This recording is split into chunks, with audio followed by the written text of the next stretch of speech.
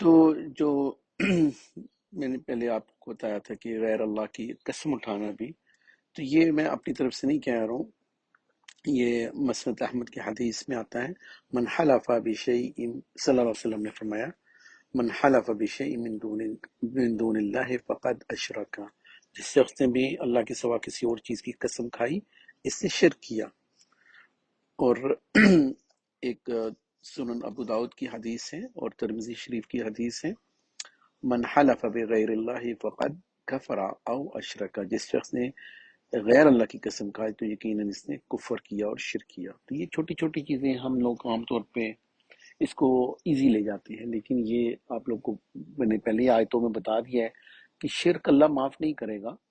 ہاں، اس میں تھوڑا سا فرق ہے کہ شرک بڑا، وہ جو ہے بالکل اوپنلی انسان کہتا ہے کہ میں ستاروں کی پوجا کر رہا ہوں، بتوں کی کر رہا ہوں، وہ تو ننگا شرک ہے۔ لیکن یہ شرک اصغر، کیونکہ شرک اتنا بھیانک جرم ہے، تو اس کو شرک اصغر کو یہ مت سمجھ لیں کہ یہ تو چھوٹا شرک ہے تو یہ الاؤڈ ہے، نہیں، ایسا نہیں ہے۔ ہمیں ان ساری چیزوں سے اجتناب کرنا ہے۔ تو صلی اللہ علیہ وسلم نے جیسے فرمایا، لا تقولوا ما شاء اللہ وشاء فلان ولکن قولوا ما شاء اللہ ثم شاء فلان، تم مت کہو جو اللہ چاہے اور فلان چاہے، بلکہ یوں کہو کہ جو اللہ چاہے پھر فلاں چاہے۔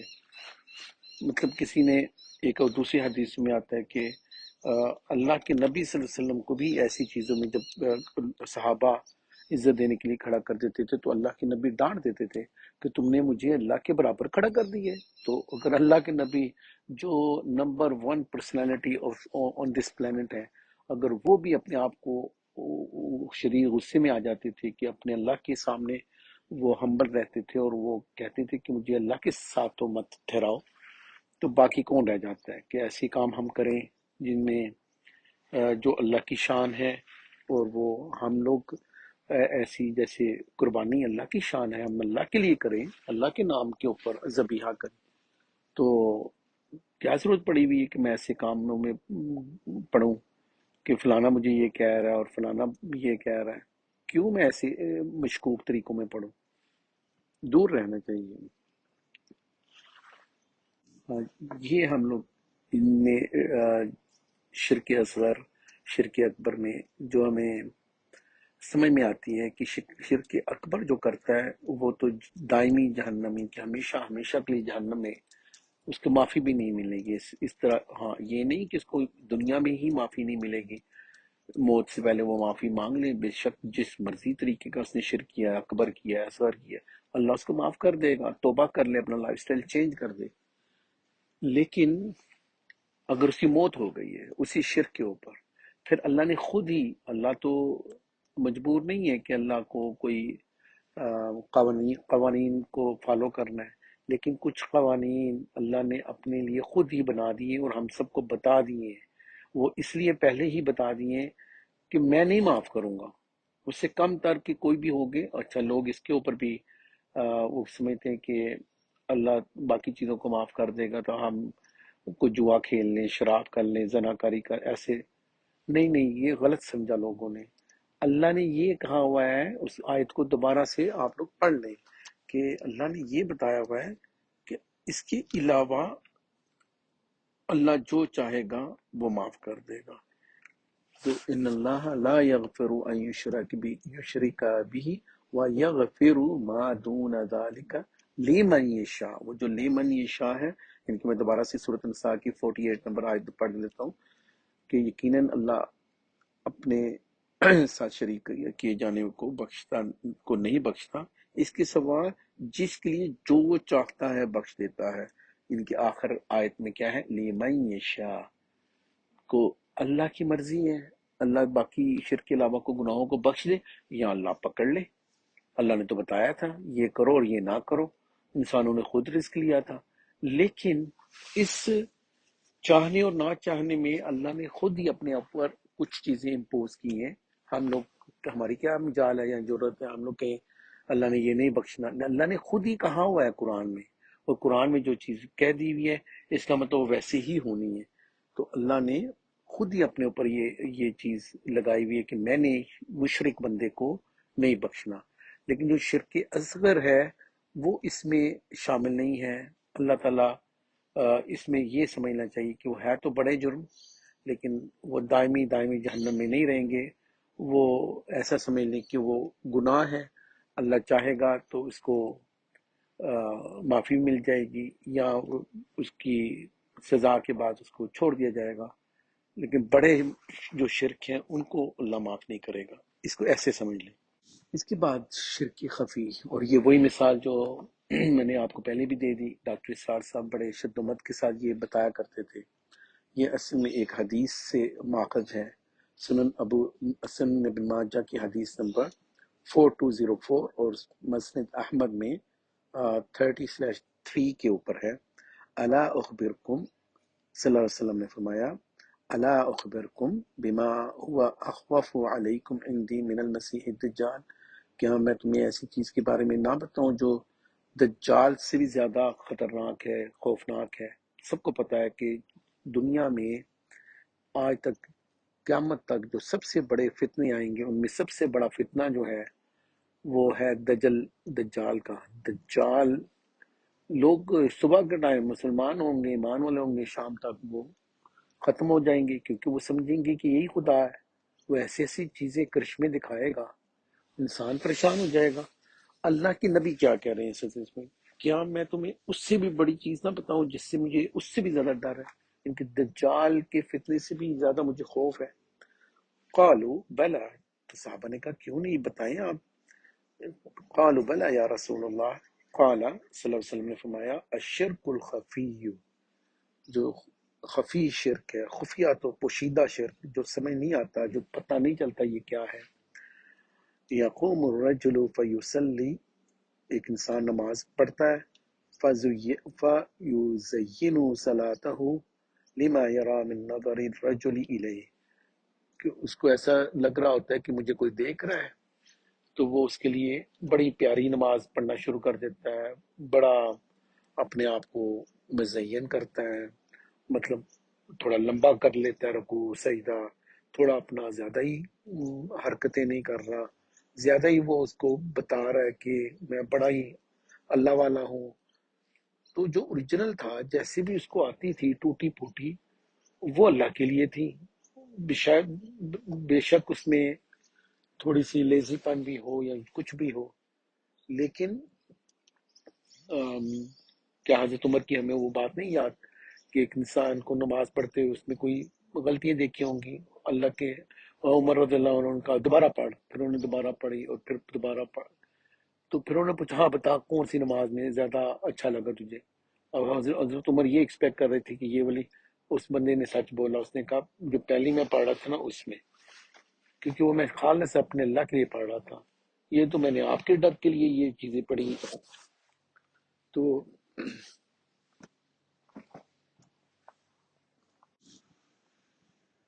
اچھا، کچھ علماء نے یہ ہم لوگوں نے 3 قسمیں پڑھی ہیں، شرک اصغر اور شرک اکبر اور شرک خفی، لیکن کچھ علماء اس کو اس طرح بھی کہتے ہیں کہ یہ جو شرک اکبر اور شرک اصغر ہے اور جو خفی والا ہے یہ اسی کے اندر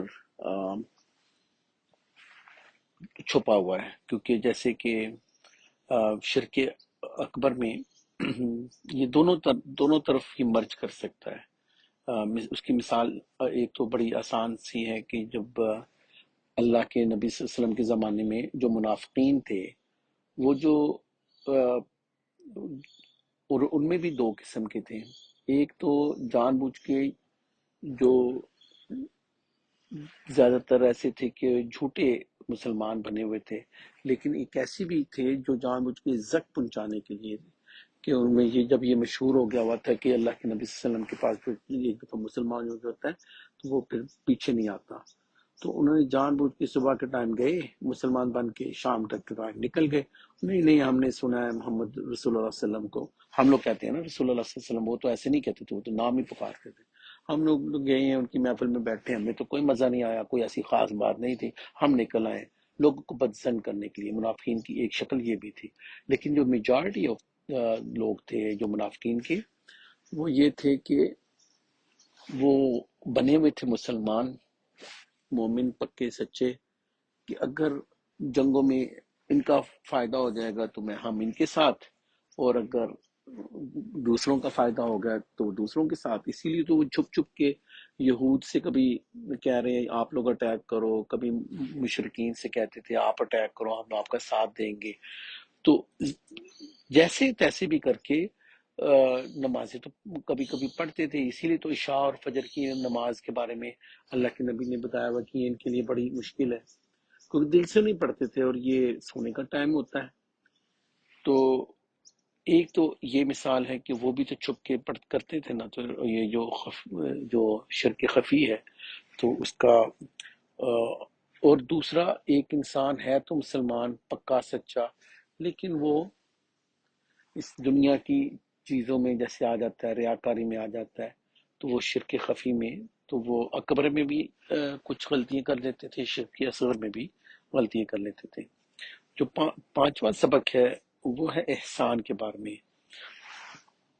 ان کے احسان اصل میں یہ اگر ہم لوگ مطالعہ کریں حدیث جبرائیل، اگر آپ لوگ اپنے انٹرنیٹ پہ دیکھیں تو اس میں ایک دفعہ صلی اللہ علیہ وسلم کے سامنے جبریل علیہ السلام انسانی شکل میں آئے، اور حضرت عمر بن خطاب رضی اللہ عنہ غالباً نریٹر ہے اس حدیث کے، وہ بڑے کمپریہنسولی اس کو انہوں نے بتایا ہوا ہے. تو وہ کہتے تھے کہ ہم مدینے میں یعنی کس نے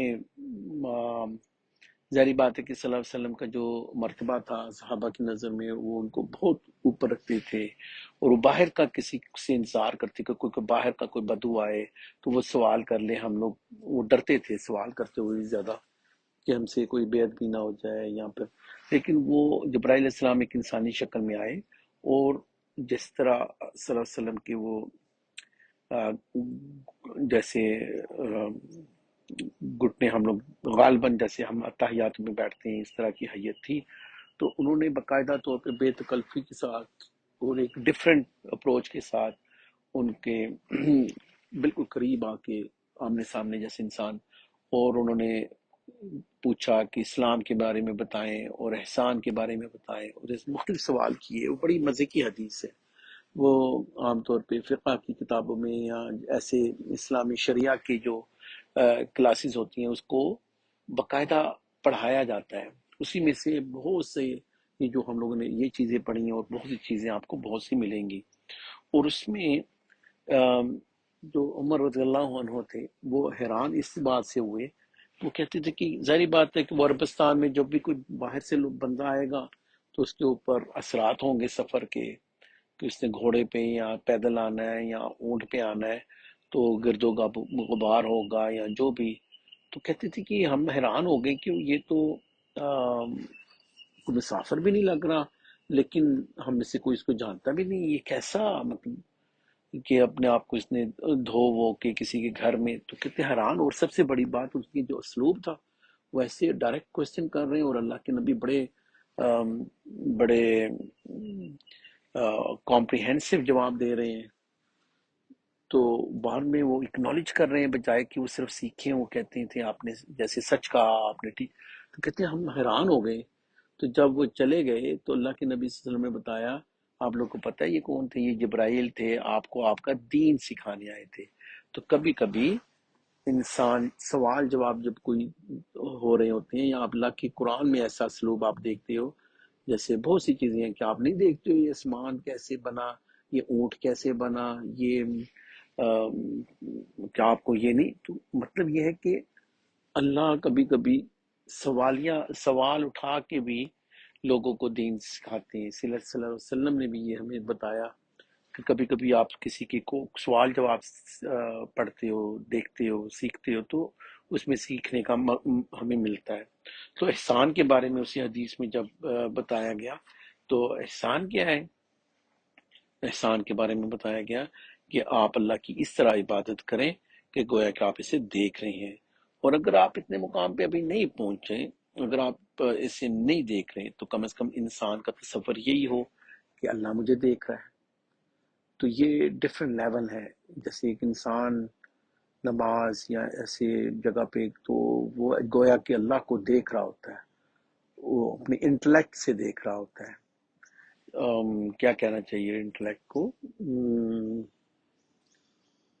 مجھے اس کا ترجمہ نہیں سمجھ، تو بس ایسے ہی سمجھ لیں کہ اس کے اندر سے وہ اپنے رب کو جیسے دیکھ رہا ہوتا ہے، اس کو پتا ہوتا ہے کہ میں اپنے رب سے کبھی دعا کر رہا ہے. تو کبھی اس میں یہ فیلنگ اگر نہیں آ رہی تو اتنا ہی، اگر وہ پہلی سیڑھی یہ ہے کہ ہر وقت جب نماز پڑھ رہا ہے کوئی چیز، تو اس کے ذہن میں یہ ہو اللہ مجھے دیکھ رہا ہے، اللہ مجھے دیکھ رہا ہے، تو اس سے اس کی کافی بہتر ہو جاتی ہے. اچھا، اب نماز ایک، کیونکہ ہمیں پتہ چلا کہ نماز بہت ضروری چیز ہے، تو اس کی شرائط کیا ہے کہ نماز پڑھنے کے لیے بھی کوئی شرطیں ہیں؟ ہاں جی، شرطیں ہیں. تو ہمیں کم از کم وہ بندہ مسلمان ہو، اس کا اسلام ہو، اس کی عقل، جو انٹلیکٹ، عقل ہے وہ ٹھیک کام کر رہی ہو. ایک انسین بندہ، جیسے ایک بیچارہ جس کو ہم لوگ کہتے ہیں کہ یہ دیوانہ ہے یا پاگل ہے، یا کوئی کبھی انسان نے ایسی ادویات کھائی ہوتی ہیں کہ اس کو پتہ ہی نہیں چل رہا ہوتا کہ وہ کیا پڑھ رہا ہے، یا کسی کو شراب یا کسی اور نشے میں ہے لیکن اس کو سمجھ ہی نہیں آ رہا. تو نماز کے لیے ضروری ہے کہ وہ انسان اسلام کی حالت میں بھی ہو، اس کی عقل بھی ٹھیک کر رہی ہو، اس میں تمیز ہو، ان کی ڈفرینشیٹ کر سکتا ہو، حدیث کو زائل کرنا، نجاست دور کرنا، اور شرمگاہ کو چھپانا، وقت کا شامل ہونا، جیسے کہ کوئی 1-2 منٹ پہلے بھی اپنی مرضی سے شروع نہیں کر سکتا، اس کو پتا ہو کہ وقت تو جو قبلے کا سب کو پتہ ہے، اور نیت کا دل میں ہی ہوتی ہے نیت. تو یہ وہ چیزیں ہیں جس میں جیسے اپنی گندگی کو دور کرنا، پاک صاف رہنا. اور اس سے اگلا جو سبق ہے کہ نماز کے ارکان کون سے ہیں. ان کے ارکان کا مطلب ہے، پہلے تو یہ تھی نا کہ شرائط کون سی، کہ یہ شرطیں ہیں کم از کم جس سے انسان کو نماز جس کی ہوگی. لیکن اب اس کے رکن ہیں کہ یہ تو بہت ضروری چیزیں جس کو آپ سمجھ لیں.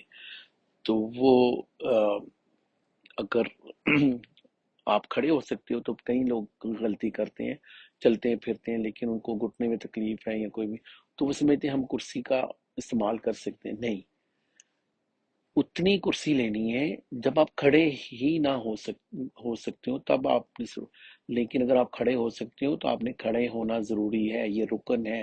اور یہ بہت بڑی غلطی کرتے ہیں لوگ. کم از کم ایک دفعہ وہ کھڑے ہوں، اگر ہر رکعت میں کھڑے ہو سکتے ہیں کھڑے ہوں. اگر ان کو سجدے میں اور رکوع میں مسئلہ ہے تو وہ پھر بیٹھیں. ہاں، کئی لوگ ایسے ہوتے ہیں وہ کھڑے ہی نہیں ہو سکتے، ان کے لیے عذر ہے. لیکن اگر عام انسان کھڑے ہو سکتا ہے لیکن رکوع میں نہیں جا سکتا یا سجدے میں نہیں جا سکتا، تب وہ کرسی کا سہارا لے. کھڑا تو ہو سکتا تھا. تو کھڑے ہونا، یہ ساری وہ چیزیں ہیں جن میں 14 چیزیں آپ لوگ میں جلدی سے پڑھ لیتا ہوں.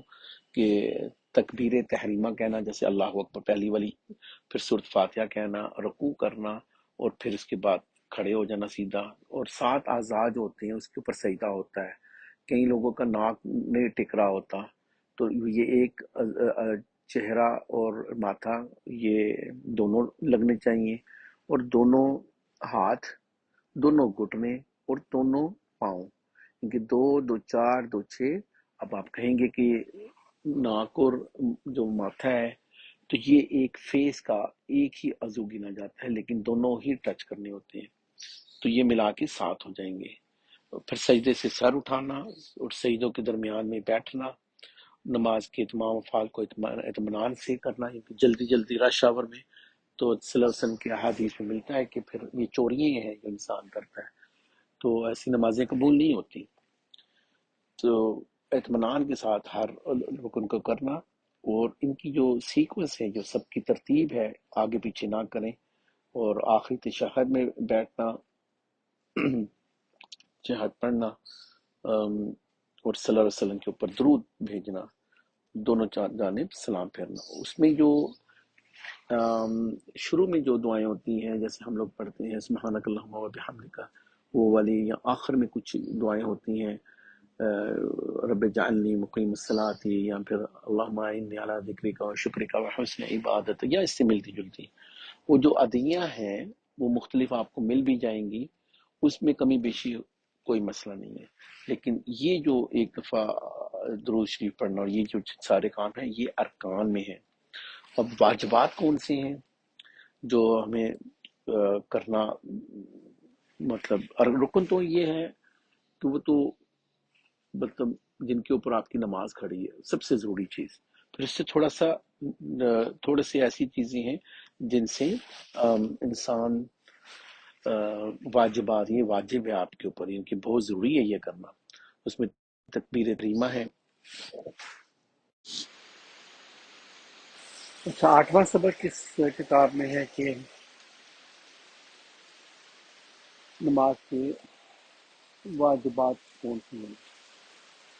تو تکبیر تحریمہ جیسے ہم اللہ اکبر کہتے ہیں، کیونکہ پہلی والی جو ہم لوگ کرتے ہیں وہ تھی رکن، اس کے علاوہ جو پوری نماز میں ہم نماز رکوع میں جاتے ہوئے آتے ہوئے یا سجدے میں، تو وہ جو تقریباً پہلی تکبیر کو چھوڑ کے باقی جو اللہ اکبر کہتے ہیں وہ ساری تکبیرات کو وہ واجبات میں ہے۔ سمی اللہ لمن حمدہ رکوع سے اٹھ کے کہنا ربنا ولک الحمد، اور رکوع میں سبحان ربی العظیم پڑھنا، سبحان ربی الاعلیٰ پڑھنا، اور دونوں سجدوں کے درمیان کئی لوگ اکثر یہ دعا نہیں پڑھتے، مختلف ورژن ہیں، ایک ہے رب اغفر لی، ایک ہے رب اغفر لی وارحمنی واجبرنی وارفعنی واہدنی وعافنی وارزقنی، یہ 7 چیزیں ہیں، لیکن ایک ہے جس میں 5 چیزیں ہیں، ساری میں سے کوئی بھی پڑھ سکتی ہیں۔